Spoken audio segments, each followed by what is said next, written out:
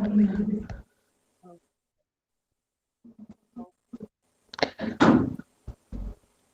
Afternoon sir, Kaduskar sir. येते का आवाज? हो सर, येतोय. ठीक आहे, okay.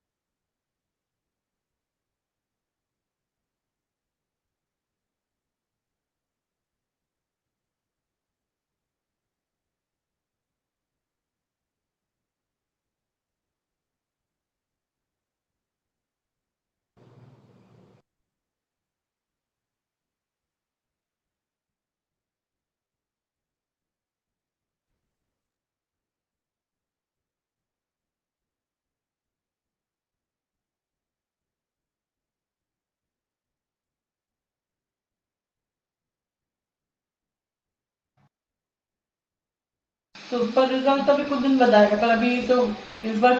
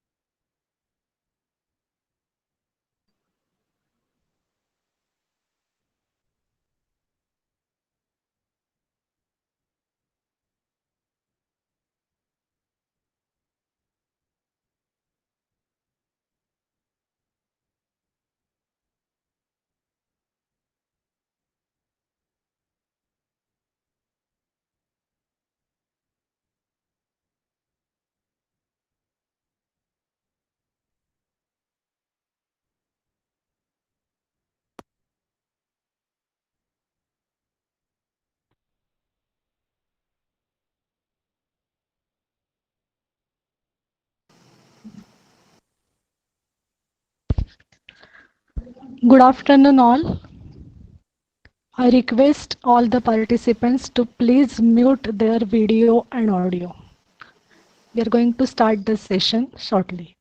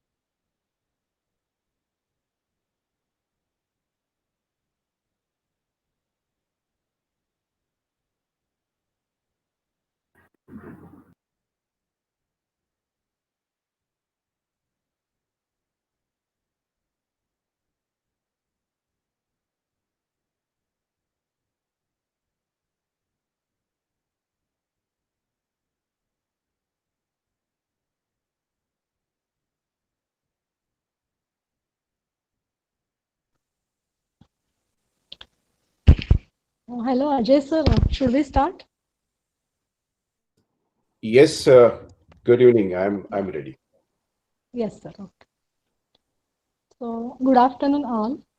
I welcome Honorable Sri Sunil Redekar sir, Registrar PVG and Director PVG's College of Engineering and Technology. Honorable Professor R.G. Kaduskar sir, Director PVG's College of Engineering and Technology.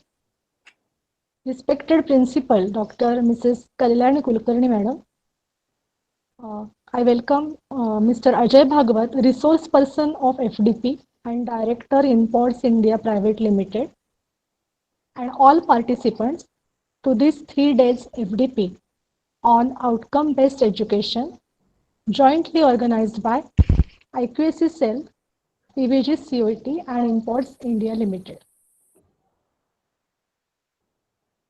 I request our Honorable Director, Professor R.G. Kaduskar sir, to welcome and address the audience.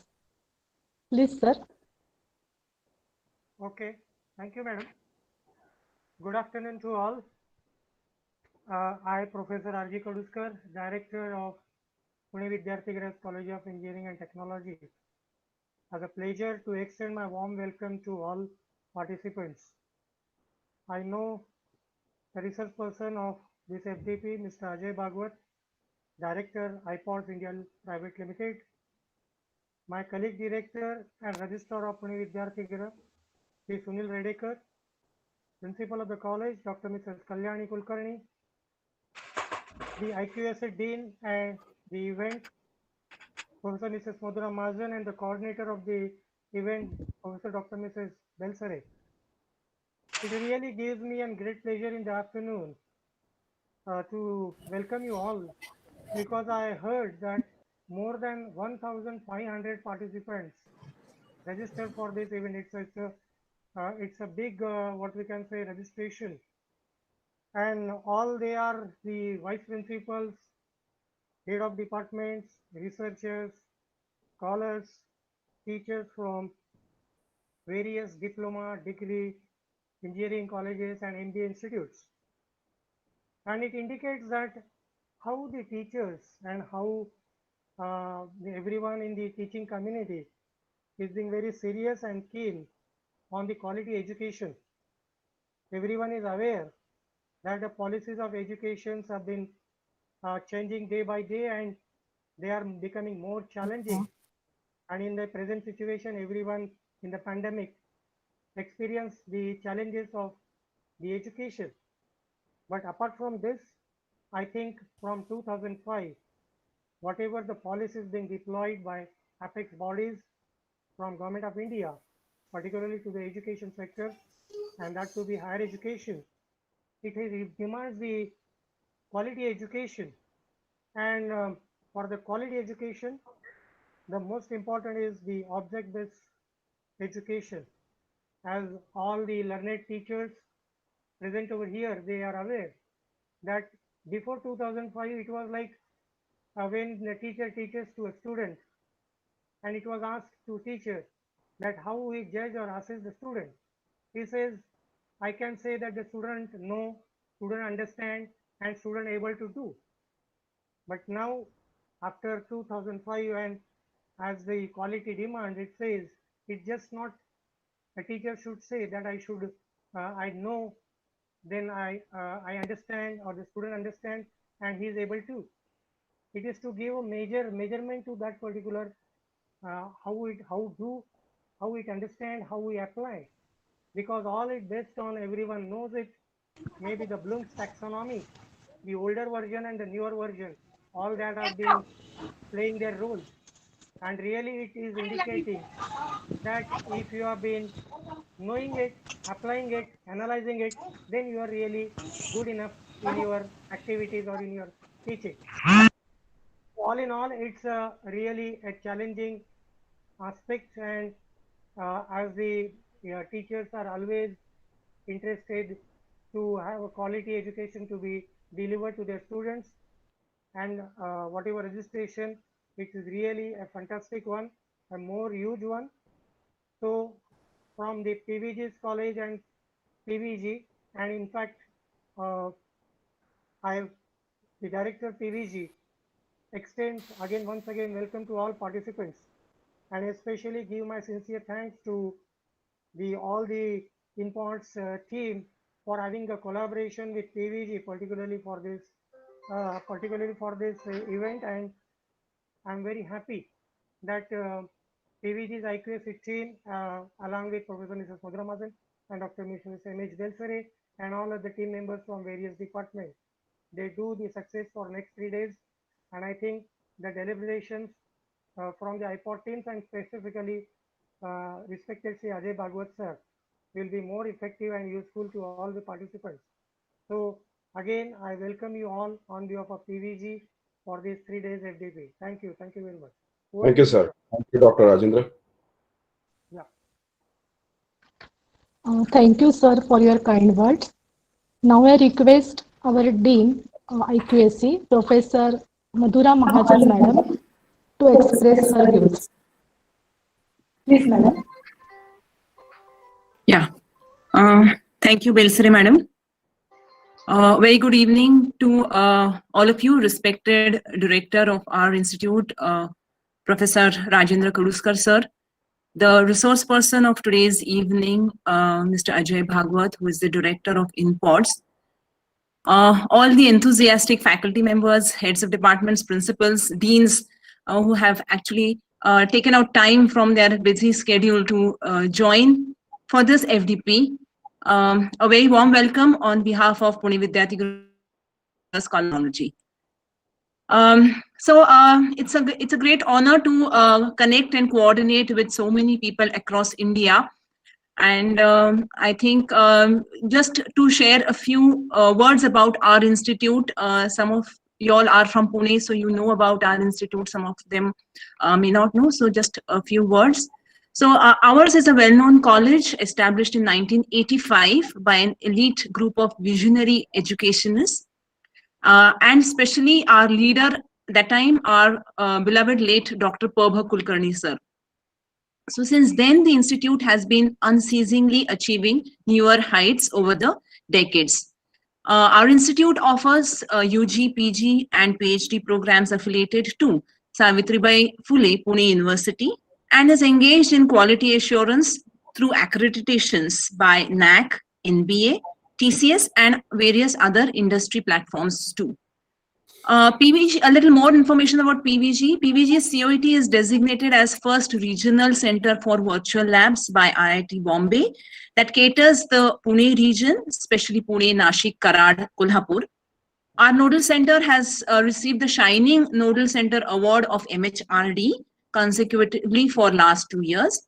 We encourage our students to explore various fields of technology through state-of-the-art facilities such as Product Innovation Lab funded by Dassault Systems France, Omnova Research Labs and Ink Testing Labs, Texas Instruments Center of Excellence, and Katakkar Postgraduate Research Lab.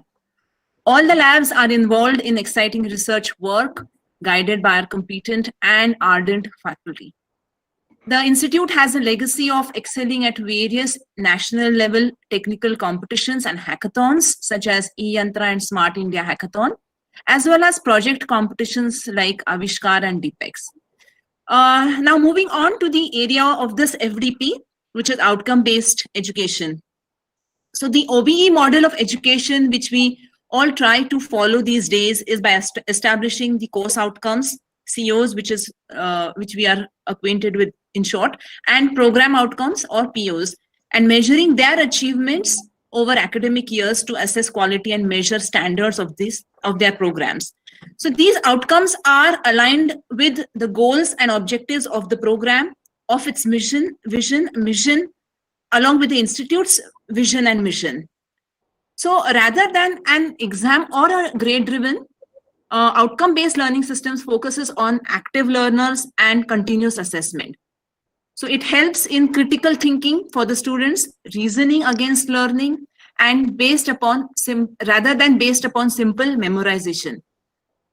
So with these few points, which I think most of the faculty members are aware of, since most of them have gone through the process of accreditation either via NAC or NBA. So let's try to learn what is new or what is important, what is significant for each of the programs that we come from, and try to relate and try to make sure that we are able to inculcate these things in our day-to-day teaching. So with these few thoughts, I would like to conclude, and I hope we have a great session for the next 3 days ahead. So over to you, Belsari Madam. Thank you very much. Thank you very much, Madam. One small instruction for participants that participants should attend and submit feedback forms of every session in order to have an issue of the e-certificate to them. As Madam rightly said, we all know that the accreditation apex body is there for monitoring quality of engineering education. So in these 3 days, we will be learning different aspects of outcome-based education. It's my honor to introduce our eminent and experienced resource person, Mr. Ajay Bhagwat. Ajay Bhagwat is an EdTech expert of technologies for academic quality assurance, competency-based medical education, outcome-based education, and of technologies to automate accreditation management of ABET, AACSB, NAC accreditation. Ajay sir is a passionate computer and mechanical engineer and has 35 plus years of professional experience. He is dedicated to maintaining a reputation built on quality, service, and uncompromising ethics. Sir manages product engineering, market, and business development, and delivery of imports in India for implementation of their state-of-the-art cloud-based technology platform for state and private universities. B schools, engineering colleges, and corporate training divisions. Sir has special expertise of lean manufacturing. He spearheaded a program of implementation of lean manufacturing principles based on Toyota standards of manufacturing in a large-scale seamless steel tubes plants. The core objective was to improve quality and plant efficiency, continuous improvement, reduce waste, inventory, and costs. With this introduction, I request Mr. Ajay Bhagwat sir to please take over the session. Please, sir. Thank you so much for the introduction, Dr. Belsare, Dr. Mahajan, Dr. Kaduskar. Thanks for inviting me for this FDP, and I'm very happy, and it's my pleasure to be part of this program of 3 days. I'm going to share my screen and begin these proceedings, and I welcome and thank you everyone who has joined today from all over India. I understand that there has been participations and registrations from across India, almost covering all the states of India, and that's really a wonderful achievement. And very rightly, Dr. Kaduskar mentioned earlier that why outcome-based education, and in general, the education reforms that have been happening in our nation have been, nowadays it is experienced even by us also in my company, because we interact with educators day to day, every day, and educators advise us in education field, and that we experience how rapidly these reforms are happening. And I'm going to share a few insights from my experiences working with various top level private universities and autonomous colleges, and even affiliated colleges, which are very renowned in our country. And that probably will then help me interact with all of you by sharing these experiences, and the learning can happen both ways. I will also be get more insights from your end, and I will also be happy to share the insights gained by me during these through these experiences of developing solutions for outcomes-based education for many institutions from across India. So let me share my screen now. Dr. Belsare, please let me know if everything is fine.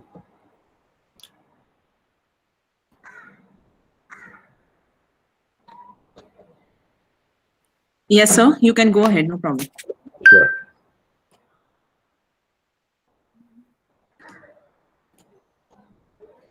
So would you please allow me to share my screen?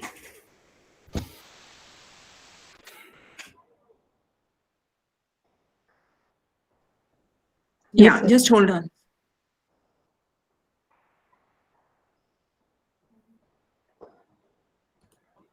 Yeah, I see it's present now.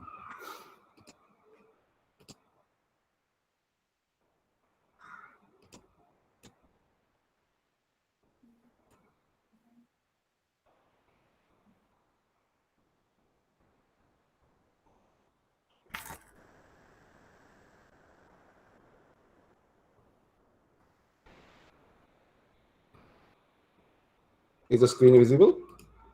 Yes, sir. It's Awesome. good. Great. So once again, good evening and welcome to this FDP. So this next 3 years, I'm going to cover, the topics such as outcomes-based education, to begin with the identifying the gaps at the level of program outcomes, how the top-down design of a program could be considered, and then the journey goes towards designing of course level outcomes, and framing questions to address the requirements of cognitive levels and psychomotor and affective domain related requirements that are delivered by a course and for the fulfillment of the program outcomes associated with the course. And then in the subsequent sessions followed by this, we will discuss the COPO attainment, computation, and analysis. And this analysis is focused on identifying the gaps in the outcomes at various levels, and also focused on identifying the weaker students, or you may call it as slow learners and average and fast learners, and how this data, this analysis could be used for identifying weaker, the remedial actions and driving the continuous improvement. That's the overall theme. But I will be also able to show you how these efforts, the efforts taken towards implementation of outcomes-based education, could be extended to employability outcomes improvement. And even that is also one of the advantages of implementation of outcome-based education. And I will be able to show you how exactly that could be achieved when you implement OBE. Just a second.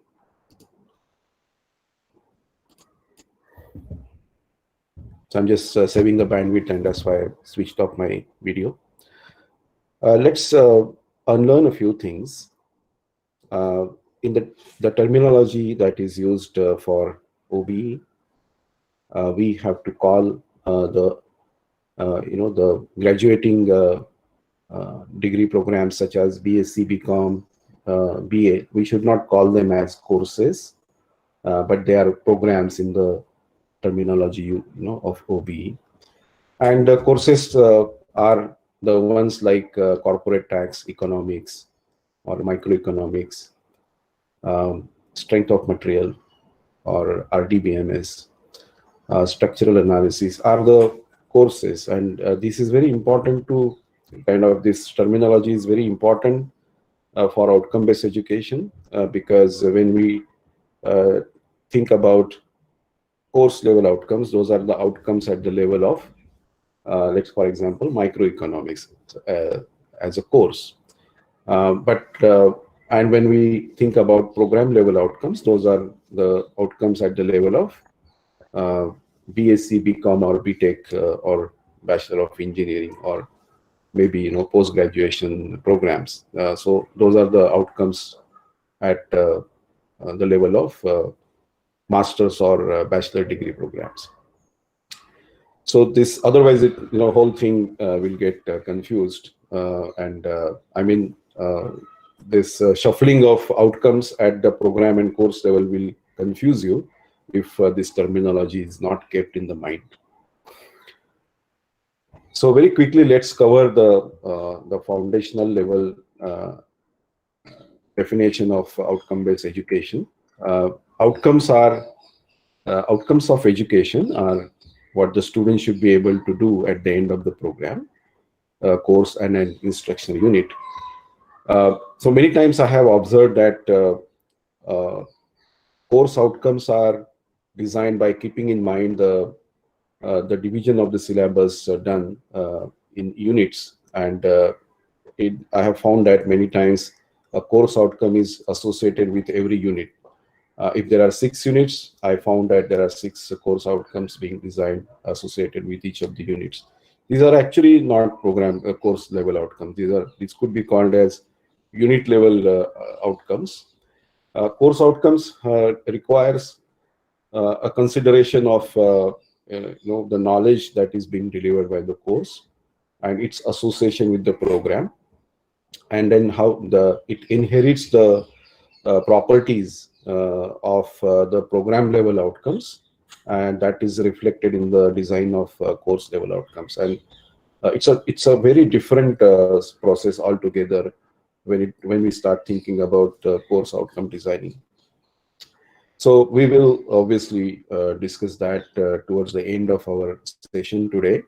And we also would cover how the program outcomes are designed. Typically, there are reference points to come out with a set of program outcomes required for every program. And so these are the three different levels of outcomes that are typically designed and measured in outcome-based education.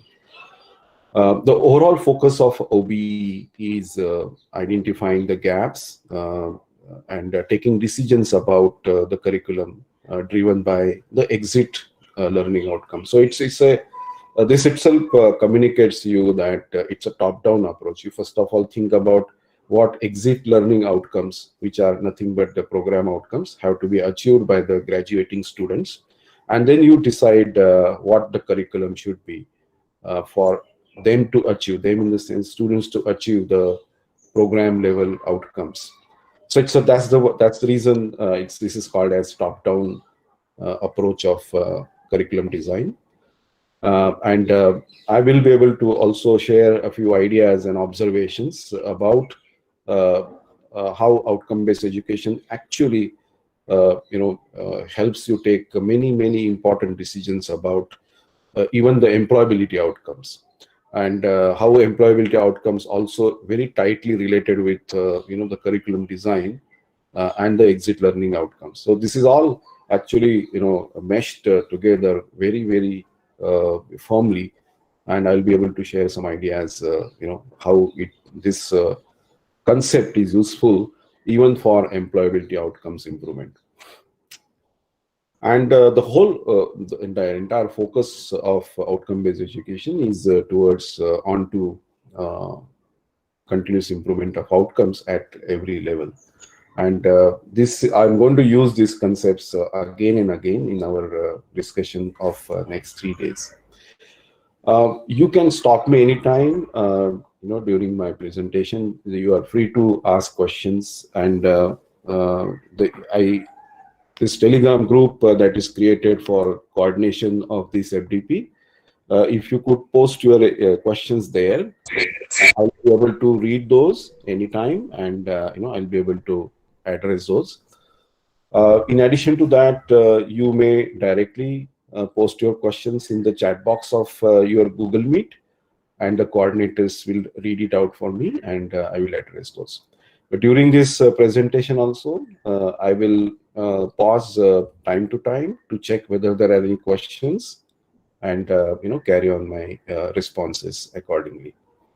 I would love to actually interact a lot, and since we have given 90 minutes every day, today being the first day, and we started after the introduction to this FDP. I will obviously have to make sure that we don't overshoot the limits scheduled end time of the session today. But tomorrow and after tomorrow we can spend more time on questions and answers. So let me now take you to the next discussion about.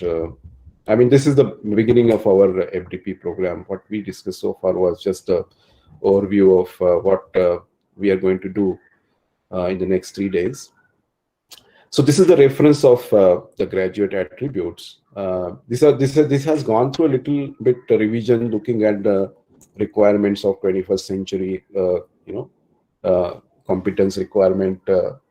Now in the modern days, we are exposed to a lot of information. So information and digital literacy is very important. And this is one of the graduate attributes that is added recently. And now this list is extended to more than 15 graduate attributes. Earlier it was 12. So this is also undergoing changes because many education researchers are contributing to this thought process, and this is generally used as one of the most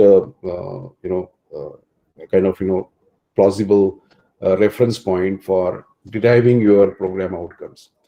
So an engineering program of 4 years may come out, may pick and choose their program outcomes from here. And since our engineering programs are driven by driven in the sense they refer the National Board of Accreditation specification of accreditation.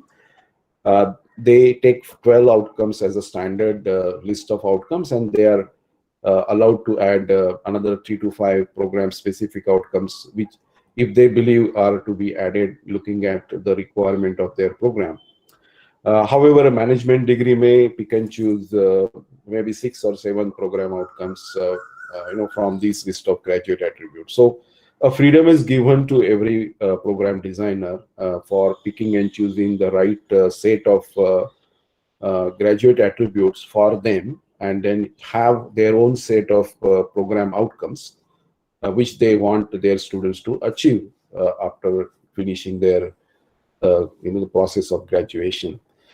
So that's the concept here. So when you pick and choose your set of program outcomes, you will have to inherit the properties of these graduate attributes, which are divided into 3 categories: knowledge, skill, and attitude. And you would see, if you take any set of program outcomes designed and actually given any of the accreditation manuals, you will see that these distinctly categorizations done for the of the program outcomes, and you will always find the reference of knowledge, skill, and behavior or attitude that is considered while designing the program outcomes there as well. So likewise, when you think about your own set of program outcomes, the program outcomes which fall into the category of knowledge will have certain courses associated with them to help the students achieve those desired outcomes.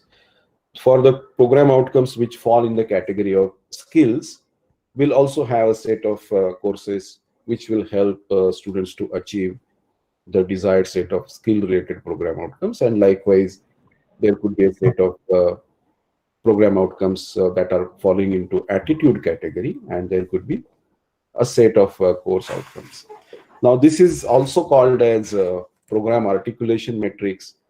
This gives you an elaborate idea of how various courses are to be designed to achieve these program outcomes. So this is a top-down approach. First of all, you think about what program outcomes have to be achieved, and then based on that, design the course outcomes. Design the courses which will help the students to achieve those program level outcomes. Now, let us keep aside for a moment the argument about whether since we belong to affiliated college and we don't have any control on the designing of the courses.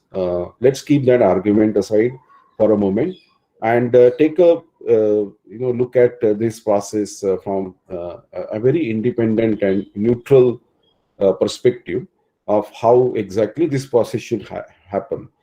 And over a period of time, as Dr. Kaduskar also mentioned that a reformation has started happening very rapidly now. These things will improve.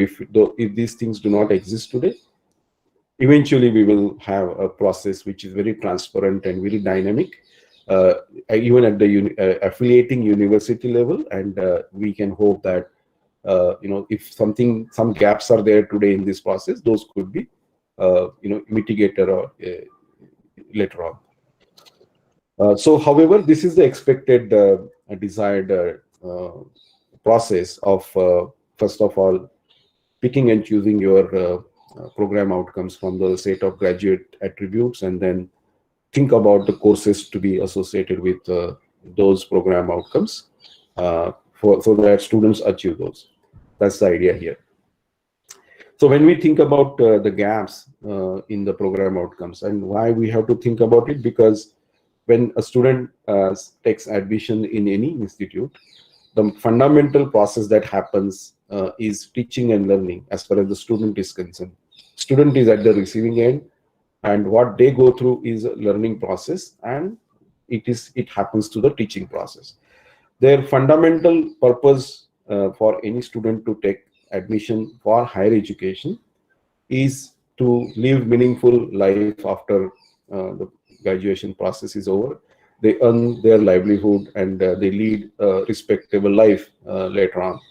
And obviously, many of them will have a dream of taking a job, or some of them will go for higher studies. And even when they go for higher studies, they will have a dream of be able to take admission in premium institutions.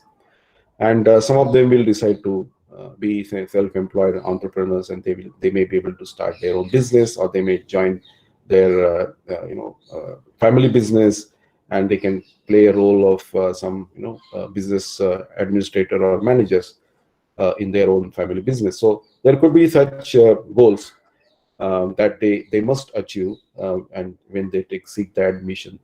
And if we find that the graduate attributes or the program outcomes are being, whether or not those are being met by the students, so that one of these goals that they want to lead in their life, whether or not they are achieving it, that's the follow-up that is required here.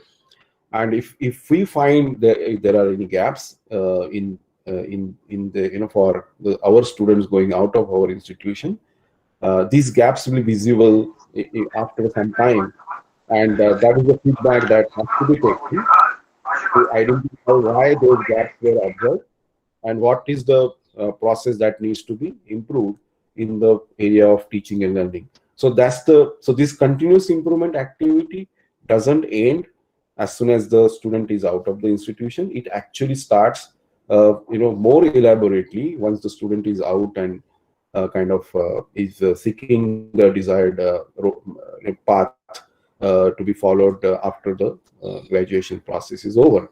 So a lot of follow-up is also required, later on, and that's the reason there are some suggested mechanisms right now. Those may or may not be suitable to get enough information about the students who are, graduating from any institution, but that is currently decided, tool or technique to get more information about the students who are out of the college when they finish their studies. However, in the future, you may come up with some more ideas and get some more insightful information about this process, and you may be able to map the gaps, if any, with your teaching learning process here. So when it comes to either identifying the gaps while they are going through this teaching learning process, during their graduation process, or after they finish, the gap, the insight that you gain may not be easily telling you whether or not the answer that you get may not be binary like yes and no, because there are 6 to 12 or 15 different program level outcomes to be achieved, and each outcome may have been associated with a certain rubric or performance indicators, and there will have to be a way to measure whether or not the students graduating from the institutions are achieving those performance indicators. So it can't be like whether or not the PO1 is achieved. Answer is yes and no. It can't be like as simple as this. There will be some kind of rubric or the performance indicators, as I mentioned, and you may be able to create a map of the achievement of the students in regards with how many of them have achieved certain outcomes, to what degree that they achieved, and whether these combinations of various students will achieve various combinations of their attainment of those program outcomes, and whether or not that is what is desired by the institution, and whether you were expecting certain percentage of the students achieving certain program outcomes which are very important for them to be successful later on, and how many students have achieved those program outcomes as per your analysis is what is required here. And is the moment we start talking about the gaps in the program outcomes and essentially the teaching and the learning process, the discussion about this fundamental foundational level discussion about the knowledge delivery and the learning by the student has to be considered. So this is how I think is required to be discussed here in the context of identifying the gaps in the learning process of the students and identifying the gaps in the teaching process done by the teacher. Here, when I refer the teaching process related gaps, these are not related with the teacher's these are the teacher is a representation of all the processes, educational processes that have been employed or implemented by the institution, and the teacher is actually a representative. The teacher walks into the classroom. He or she actually represents all those processes that happen behind the scene, and the delivery of the knowledge that happens by the teacher is a result of all those processes, the efficiency of those processes. So what happens at the student end is a typical process of cognitive process, which it is called as, of absorbing that knowledge through these steps of a cognitive process. But when a teacher teaches knowledge, it could be some factual knowledge, conceptual knowledge, procedural or metacognitive knowledge. And what it means is given by me at the bottom of the screen. Factual is, for example, knowledge of terminology.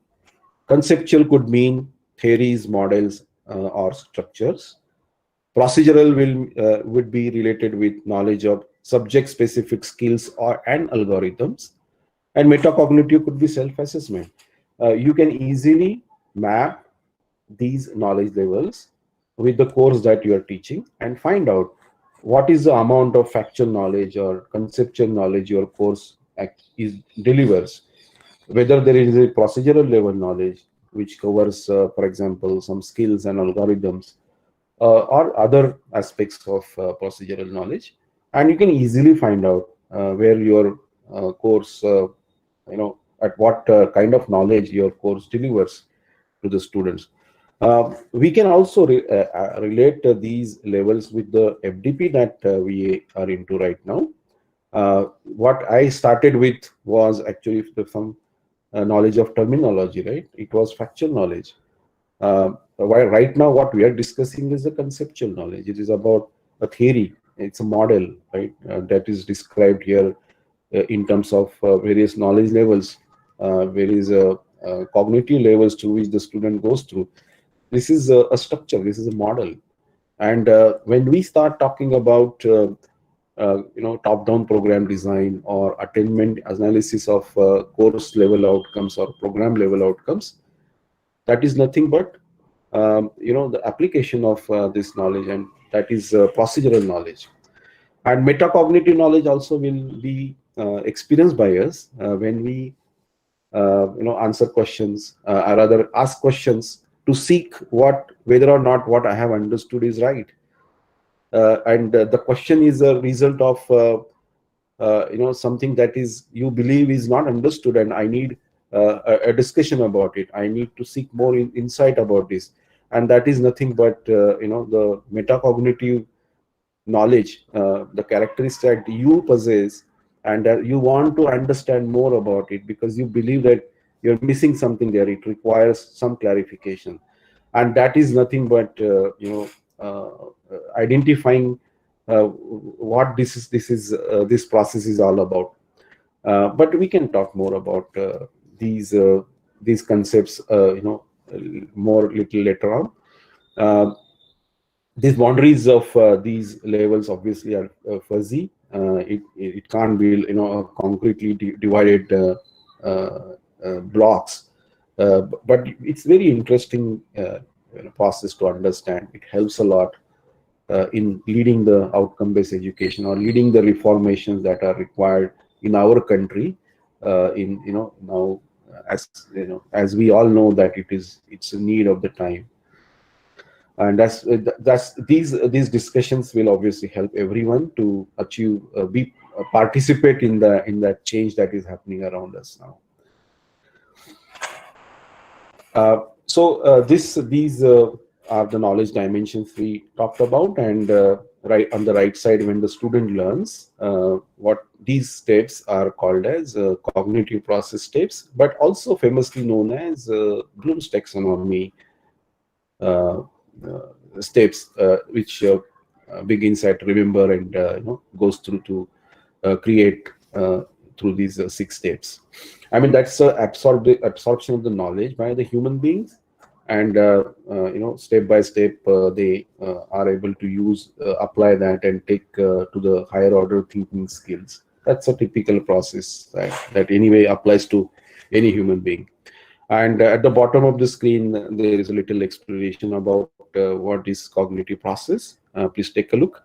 It's a mental action or process of acquiring knowledge and understanding through thoughts, experience, and senses.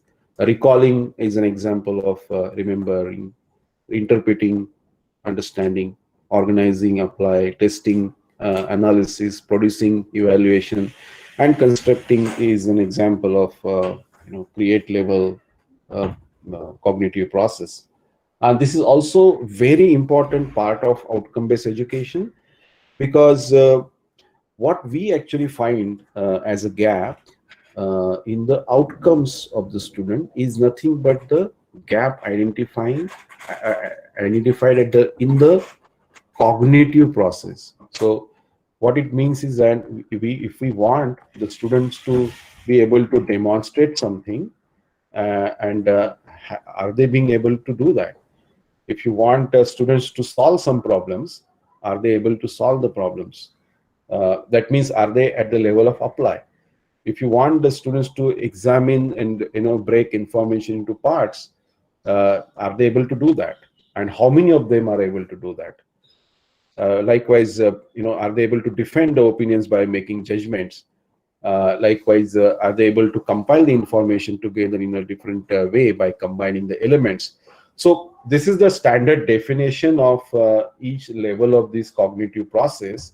And what I mean by gap analysis associated with cognitive process is to identify how many of the students in the classroom are being able to do this. We know that it is impossible to take all the students to the towards the highest level of this cognitive process all the time. It is impossible. We know that. However, how many students you believe should have been there at the apply level as per your requirement? And out of 60, are there 20 students out of 60 or 25 students? And how many are at in understand level, and how many are at the remember level? And analysis of this is a step taken towards implementation of outcome-based education. In my opinion, outcome-based education is not a new thing. It is just a different interpretation and application of a framework of education, and applying a couple of layers on top of what is already happening to bring out some hidden information which is there, and make use of that information to improve the outcomes. That is the mechanism actually is to be fitted on top of the current process of education. So we are not changing anything. We are not moving any block from here and there, randomly. Everything is going to be the same, but only thing is we are adding a couple of layers on top of the existing traditional way of education, and making use of the data that is hidden, lying there unused, and bring it out for some meaningful and insightful analysis. And this process begins only by implementing very small couple of steps towards implementing it. When it comes to teachers, actually they really have to take make very small changes, and that's it. That's good enough to implement the outcome-based education. Let me explain why I'm saying this. So when a teacher wants to, let's say a teacher is delivering factual knowledge of something, and now teacher wants to know how many students have understood it, for example, right? A question will be asked by this teacher to check how many of them have understood it.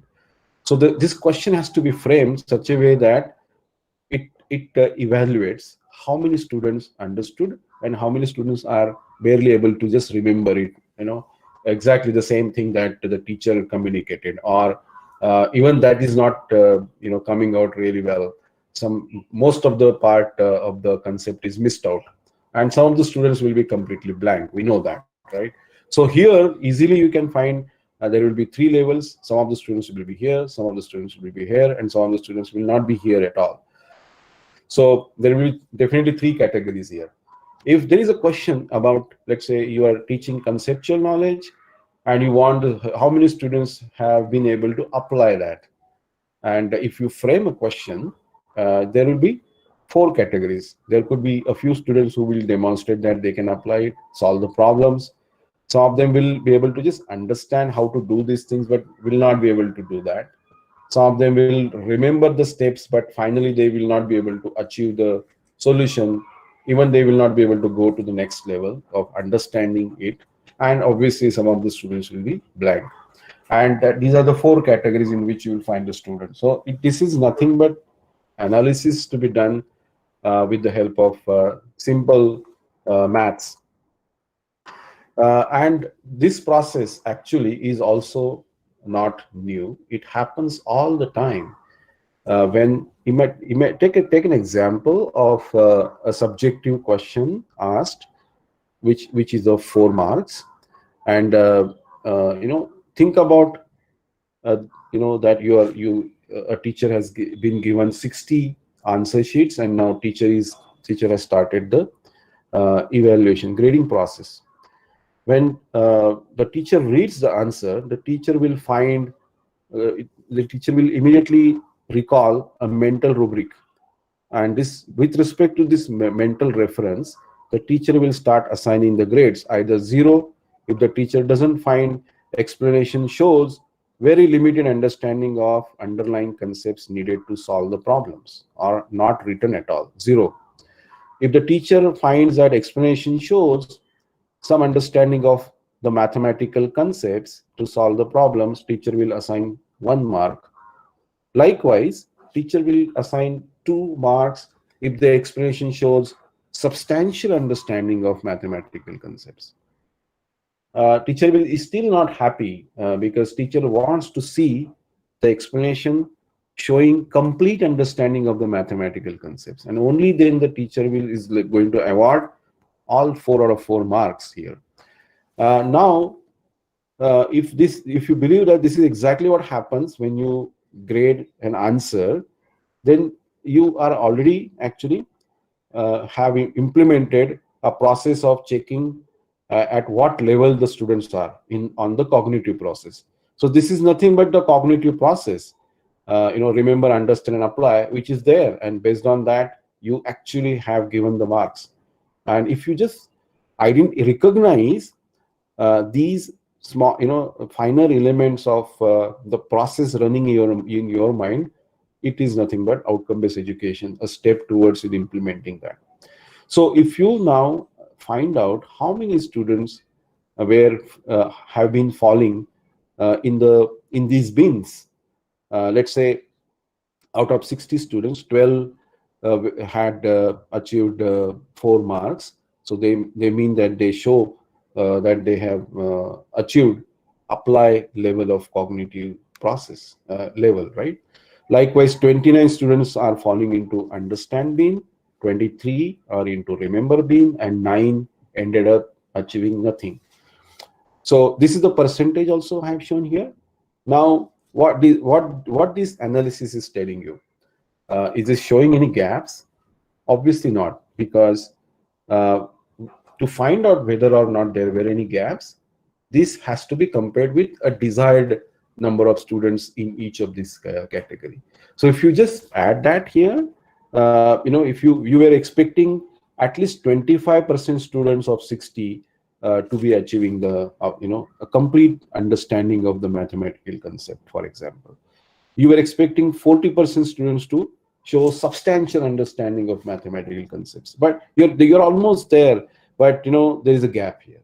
Almost it's of 7%, 8%, or 8-9% gap is there, and that's the gap to be now kind of addressed.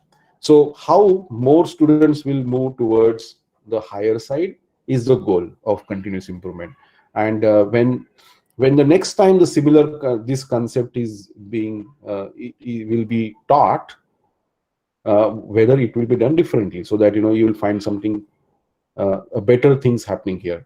The remedial action will have to be planned on these students such a way that next time when another question comes related to same concept, they are able to move towards understand and apply, most of them. That's the remedial action planning is required here.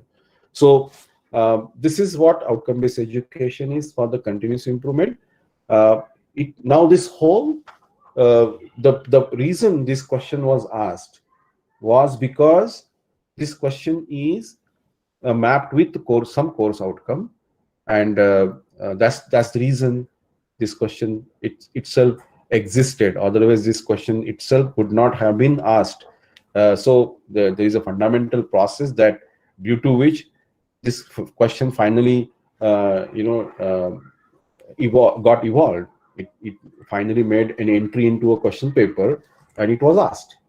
The student answered it because they were supposed to learn something that is supposed to be learned by them, because it is associated with some course outcome, and the course outcome is associated with the program outcome. That's why this linkage is there already established, and that's why this question is existed.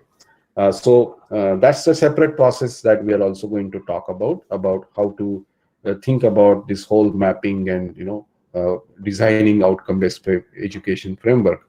But as far as the teacher is concerned, this is the way the gaps have to be identified, and automatically then rest of the things will start falling in the right place.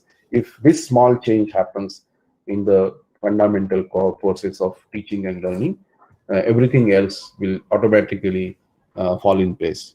So this is the continuous improvement cycle that is essential here. Identifying the gaps is possible if you have a right set of outcomes defined, and then the framing of the question is important, which is related with the outcomes. And then we have just looked at this process in depth about teaching, identifying the gaps, how to identify those, and then planning the remedial actions. Once the actions are planned and executed, there has to be some change, positive change in the outcomes here. That is expected cycle here of continuous improvement. Before we go ahead, if there are any questions, let me just check in Telegram group, or the organization also can help me with. Yes, sir. Hello, sir. Yeah. There is one question from Aruna Mishra. How the teacher will impart metacognitive knowledge to a class having varied levels of intelligence? Yeah, so thank you. Good question. So actually, metacognitive knowledge is also this is related with quite a few observations to be done by the teacher. It's not a typical delivery of the knowledge. However, the theoretical aspects of the metacognitive knowledge has to be imparted. Now, there is a technique to do that. For example, and it's there everywhere. It's sprinkled on all the courses. In fact, my suggestion is to look at it this way.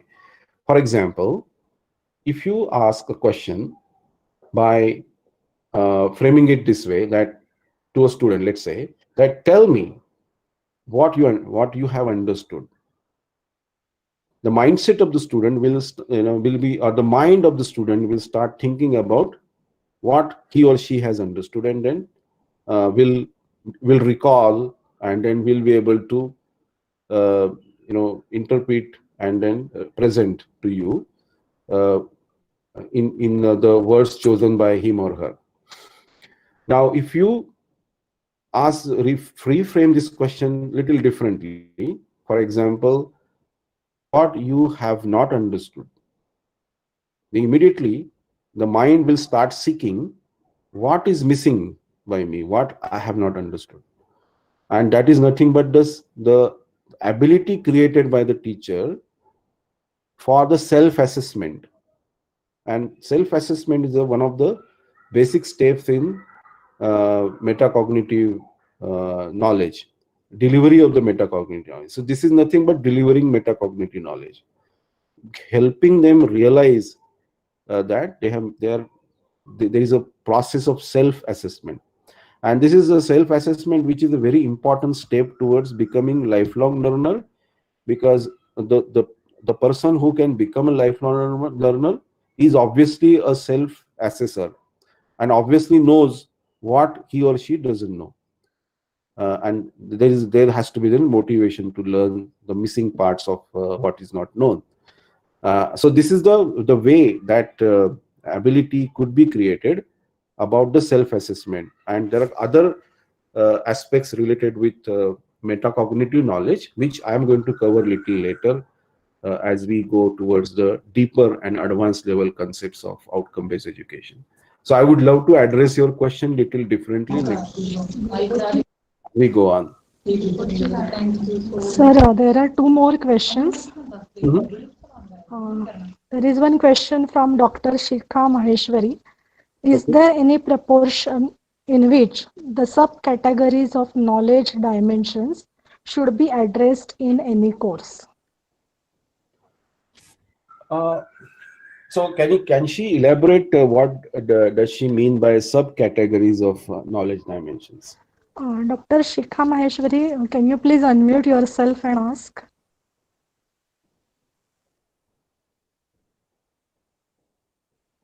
Yeah, hello, sir. Please. I'm sure Yeah. I'm audible.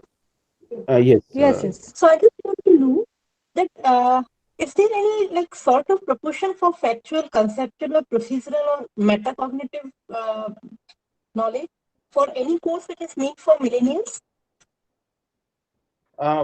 No, actually, this can't be finitely defined like this. First of all, if you pick and choose any course, and scan it and try to find out where, from those 6 or 5 or 6 units in which the syllabus is typically divided, you will find each unit is actually designed from the perspective of building on the syllabus to be covered by the course. And you will start teaching some basic elements of the overall course requirement, and then you will move them towards application of the basic concepts taught in the initial couple of units, and then progressively will take them to an ability to that's the level of the cognition that finally the course wanted the students to be at. To what extent the application was expected to be done. By answering a question, for example, if it is mathematics, then you would apply, you will show your understanding of integration or derivation.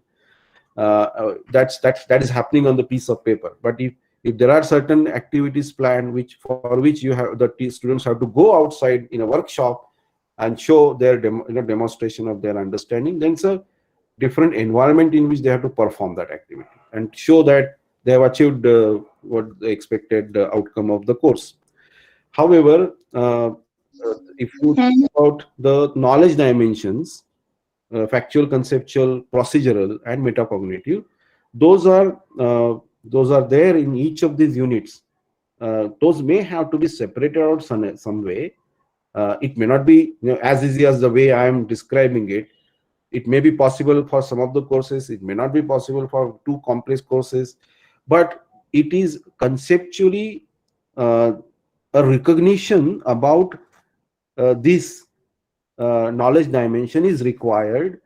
When the outcomes-based education has to be implemented, recognition at least is required so that many things about designing the course outcome, many things about mapping of the course outcome with the program outcomes, and thinking when a program designer thinks about how these program outcomes are supposed to be achieved by the students through various courses is to be thought about, right? It's a blueprint that a program designer is doing creating, at that time these conceptual understanding is extremely important in my opinion. Otherwise it's like just the way it is happening right now, without really giving a deep thought about why a particular course exists, right? Many people will debate, when a student who has graduated, rather finished higher secondary education and deeply studied physics, chemistry, maths, right? Why in engineering, once again, in the first and second year, there is a chemistry or physics subject to be covered.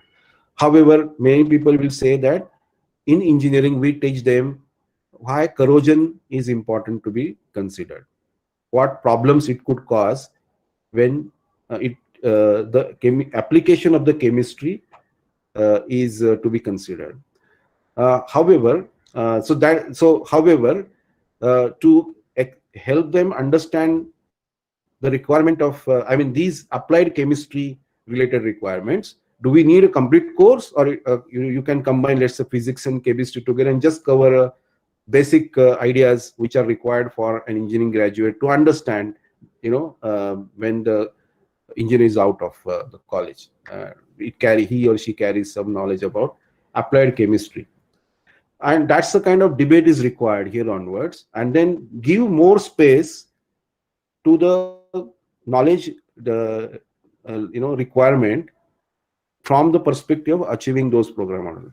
Create some space which currently may not be there because of some unwanted knowledge being delivered, which has got no connectivity with the program level outcome, which has got no connectivity with the employability outcomes.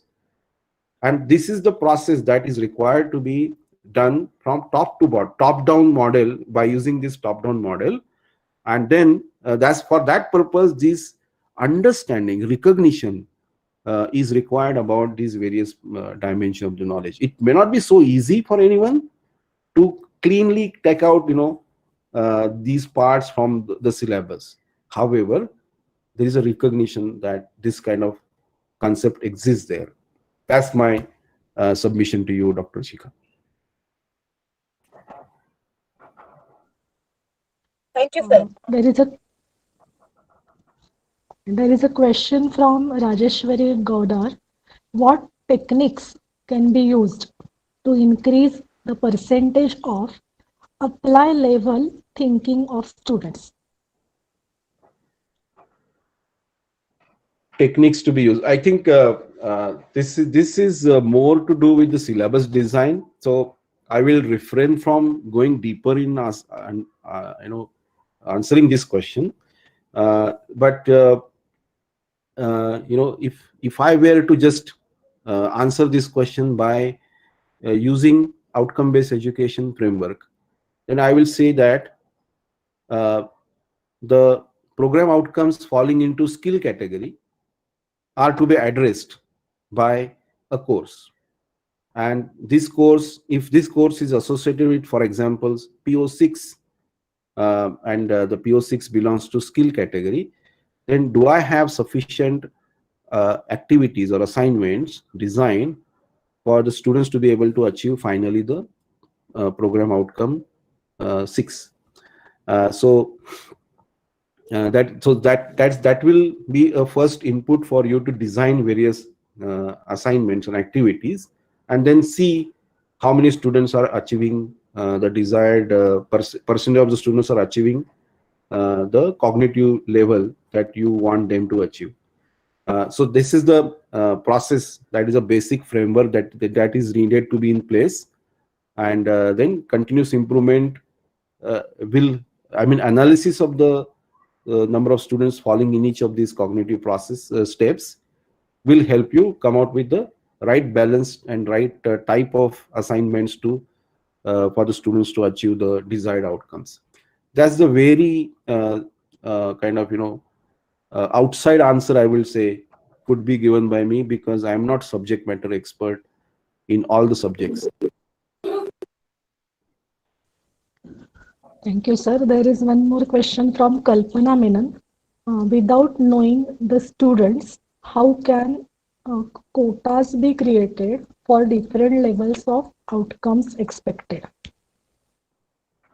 Actually, this is the process of knowing the students, right? I mean, this is exactly the way you can learn the students, their cognitive process, isn't it?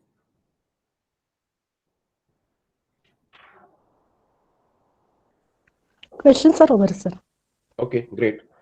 So we have to end this at 5:30, right? We have another 20 minutes. So let me finish whatever is possible today by 5:30. So we are now going to program outcomes categories. We have been referring to these categories right from the beginning. We first of all, we came across with this reference with respect to graduate attributes, knowledge, skill, and attitude. We continued our journey towards going through the program articulation metrics. Then we discussed about the gaps in the outcomes. Then we talked about the teaching and the learning process, the knowledge dimensions, and the cognitive process. We talked about the mental rubric. We talked about the analysis, gap analysis, remedial actions. And now we have to go towards applying this to design a program. Now, obviously, everyone is not going to get that opportunity to design the program, but everyone can go to the level of analysis. Everyone can go to the level of even evaluation. We can become evaluator if we are not at the create level, but all of us can go at analysis or evaluation level. So let's try to do that at least. So for even to be at analysis or evaluation, we require to know how a designer will design a program. Let's say we are creating a completely new program which did not exist at all before. And now we are thinking about what program outcomes have to be achieved by the students who would get admission to this program. And that's precisely what we are thinking about. So if we have taken a set of program outcomes by referring to the graduate attributes, let's say there are 12 program outcomes. And some of the program outcomes are falling into knowledge level category. Let's say there is a program outcomes that reads, understand the nature and basic concepts of cell biology, biochemistry, taxonomy, and ecology, or apply business-oriented knowledge in complex business dynamics, leading to creativity and innovation. Now, what courses will have to be there to for the students to be able to achieve these outcomes? So the program designer will have to think about some courses which will be at the factual and conceptual level knowledge, and will be able to help the students to achieve such program outcomes. The program outcomes in the skill category, such as foster analytical and critical thinking abilities or modern tool usage, there will have to be a set of courses which will deliver procedural knowledge.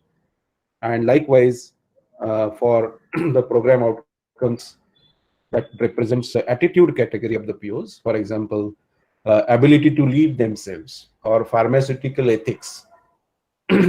Even in medical education nowadays, in the first year itself, they have started introducing problem is, I mean, with the health, and then how to frame those questions such a way that the patient is not being offended. So this is the knowledge required, a skill to be achieved by the doctors to handle that process of communication. So this is also about the attitude development, and purposely now in medical education in the first year itself, such a course is introduced, and they have clearly identified these requirements, and they call it as ATCOM. There is a specification called ATCOM, and that addresses such them and create a vehicle out of it. Then they test it, they analyze based on the parameters defined. They go through each and every aspect of these three different levels of learning: cognitive, psychomotor, as well as affective domain, just by exposing them to such a competition. Now, if other students are not able to experience that kind of environment or competitive environment, there will have to be other activities designed for many other students to be able to participate in that. Otherwise, the requirement of achieving the program outcomes related to attitude category is not possible. So it's not about teaching in the classroom every time. So teacher-led teaching is not the only way to deliver the knowledge.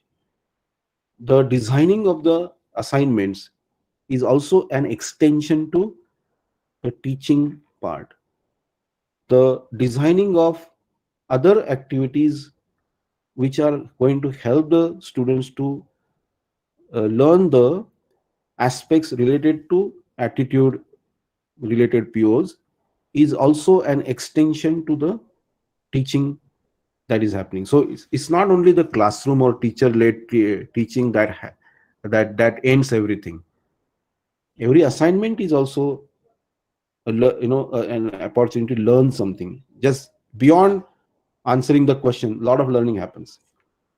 Even beyond, when an assignment is created in which for example, there is a group activity, and you have given a topic like whether lockdown in India was.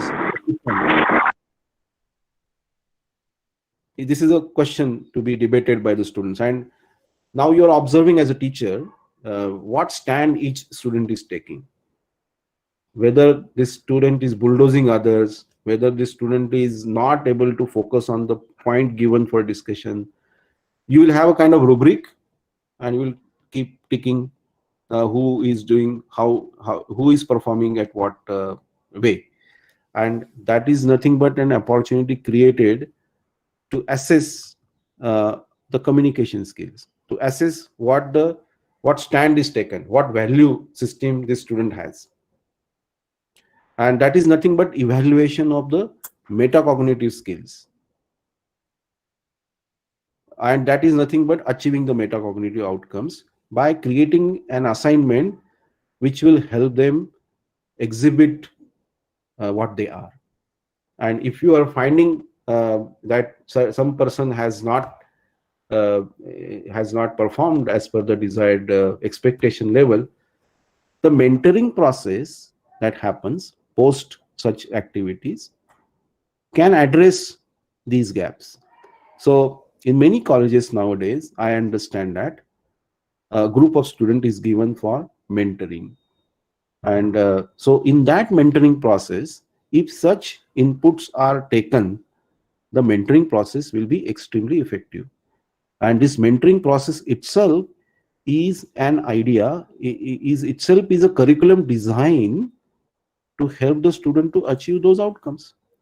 So it's not always necessary to think about a course book, a textbook for everything. A lot can be achieved by very innovatively and activities designed.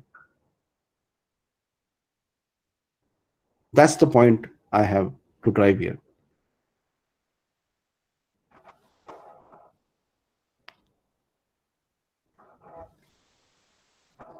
Any thoughts? Sir, there is a question Mm-hmm. from Tanuja Khatawkar, madam. Can you please throw more light on the design of assignment at the create level? Sure. So actually now we will go to that. We have another 10 minutes. So let me, I will definitely, the reason I'm saying that let me move further is because we are actually leading to that kind of discussion itself now here onwards. So we talked about the program level outcomes, and we talked about program articulation metrics. There are courses associated with each category of the POs, right? So this is what the top-down design could be for any undergraduation program. And if you have a knowledge level PO, there has to be a course which delivers that requirement of the PO.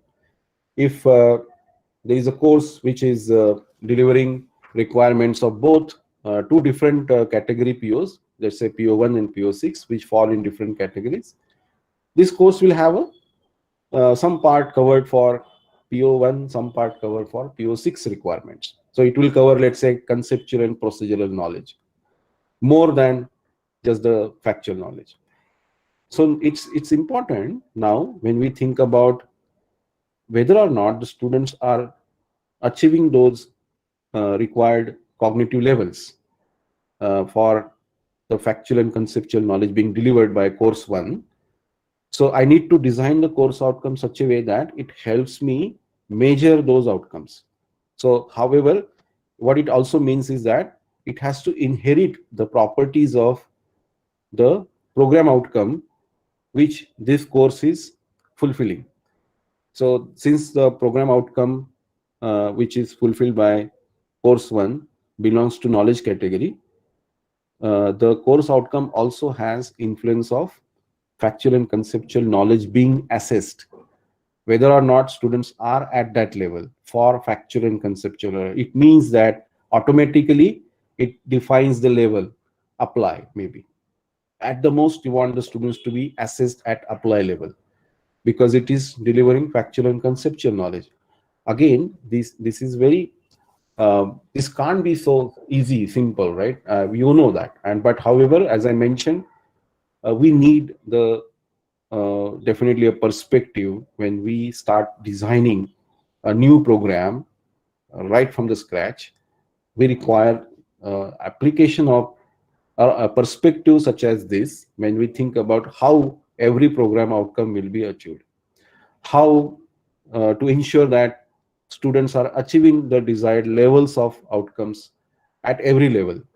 So there will be a tendency for thinking about designing the course outcomes such a way that the teacher will be able to measure and help them achieve those outcomes, and naturally automatically the program outcome requirements will be achieved by virtue of achieving those outcomes at the course level.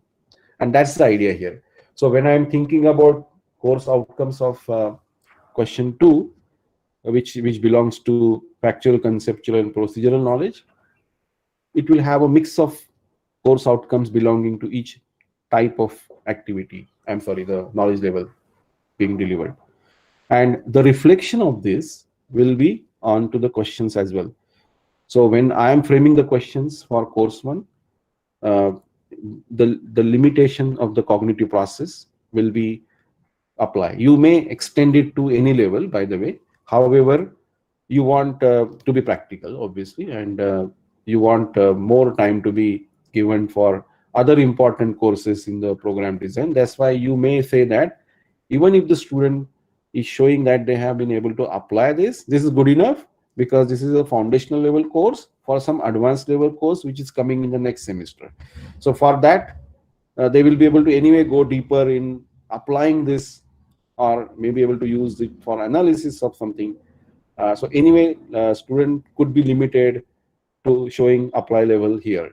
And when it comes to course 2, you may want to frame the questions to be at analyze level, to be at, in the sense, to measure whether or not students are reaching the analyze level of the cognitive process. So now purposely I have avoided the use of term Bloom's taxonomy. It is because it hides the importance of that steps created by Mr. Bloom. It is actually the cognitive process that Dr. or Mr. Bloom is addressing. So let's talk about the cognitive process rather than calling it as Bloom's taxonomy, because it hides a very important fact about what is this Bloom's taxonomy is all about. It is actually about cognitive process, and that's why I have purposely avoided use of Bloom's taxonomy in this program. So this is the way the top-down design of a program will have to be created for any new program to be designed. Now, what happens to the programs that are already designed? I mean, obviously, those will have to undergo changes over a period of time. And as I believe, it is expected now that every year certain courses have to undergo some revisions, some new courses have to be introduced in each program, and that's the process. Now, when it comes to that level, whenever you get an opportunity to revise something or add new program, naturally such concepts can be used, and then slowly over a period of time, over a complete overhaul of the program could be done, and it could be then brought to the shape that you wanted it to be at finally, right? So even for the perspective of doing that, this particular discussion was important. So now let us end our session of the day one today here, and this is a logical end, and then tomorrow we can enter into this zone.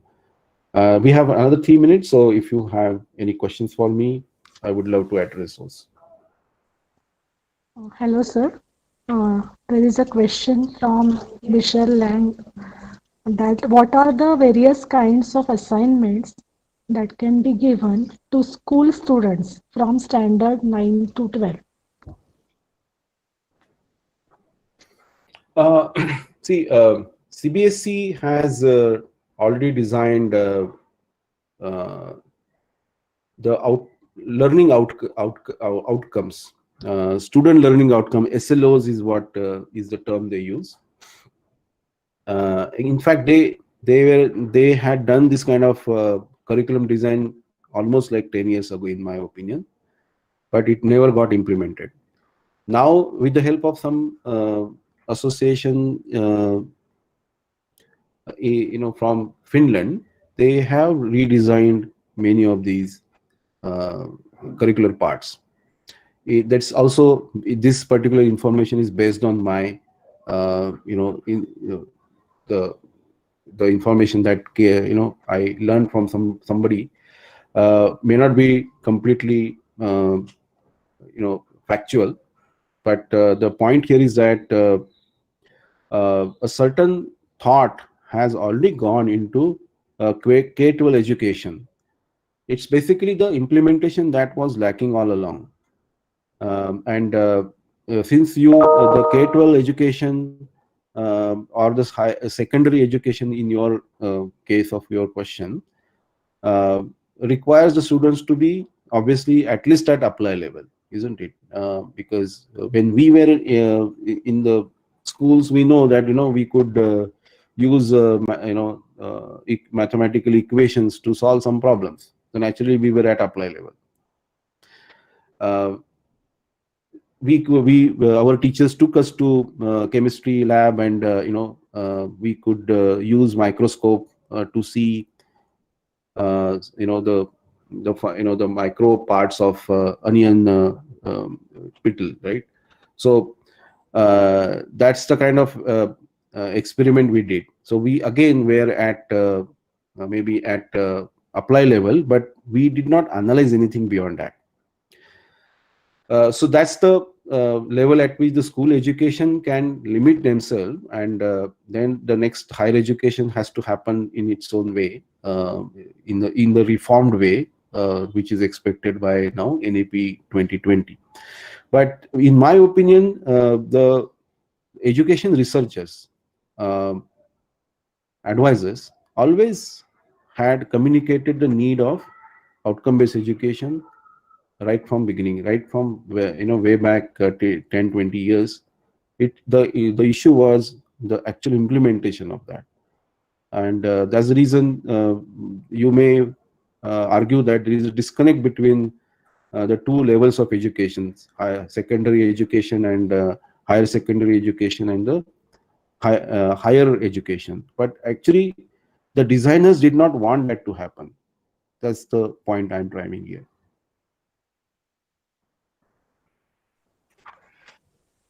Second question comes from Aruna Mishra. How to design the application-based exercises for higher education students? Sorry, please come again. Application-based exercises for higher education students. Should I read one sec? The example given by me, Baha, it's actually a right example for this, right? Yes, sir. Yeah. I mean, Next question. yeah, there could be other such, opportunities, hackathon or other such competitions in which they can apply what they learned. Projects given by them. Internships is also one of the ways to create that opportunity. But we know that there are difficulties, obviously, but this is the way. If internship is not given by companies, then can there be a kind of a mock company within the institution which gives that kind of environment to them? That also could be a way. If the companies, because the problem with the companies giving the internship is that by the time the student is productive, he or she goes back to the college. So if the internship is of 3 to 6 months, it is productive for the companies. The amount of training time that they invest in the student, by the time the student starts showing some output, he or she is gone once again back to the college, and then the efforts are wasted. So that's why company dislike shorter assignments of internships. So the curriculum should allow the students to go for 6 months out of the college for internship. Then at least that would be useful for companies to make use of this young talent for the kind of problems that they're trying to solve.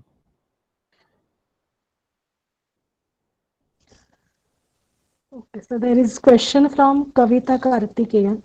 Is this model of OBE feasible in institutes with about 200 students but less than 10 faculty in each department, wherein medical colleges, parallel lab, and clinical work also needs to be completed? How to ensure this? Actually, obviously, answers have to be found out. Medical education also already has a very beautifully designed competency-based medical education framework. And that also actually fundamentally talks about outcomes-based education only, because the competencies are also divided in the same manner. But just for the sake of the accreditation, the outcome-based education is separately to be considered, which sometimes I find very weird, that if you have already a very good, nicely designed competency-based medical education framework, why in parallel medical colleges require outcome-based education as a separate framework to be adopted? So in my opinion, these two agencies have to come together and just merge this OBE related part of the NAAC accreditation with competency-based medical education, and your efforts will be saved in implementing a parallel system which is not required, which is already being used, implemented by virtue of implementation of competency-based medical education. This is my personal opinion, but obviously I'm not an authority to influence the accreditation agencies directly. But whenever I think about OBE in medical education and competency-based medical education already there, why there is a need of OBE to be separately implemented? Because everything that is done in CBME is already is nothing but OBE only. So this is a conceptual merger required in these two different specifications, and NAAC should just adopt the CBME's concepts wherever in their 7 criterias OBE related references are coming. Just they have to replace the word OBE with CBME and the problem will be solved. So if my answer to you is not solving all the problems that you're facing, I'm pretty sure that by merging these two documents, 50% of the problems will be solved. Do you agree with me?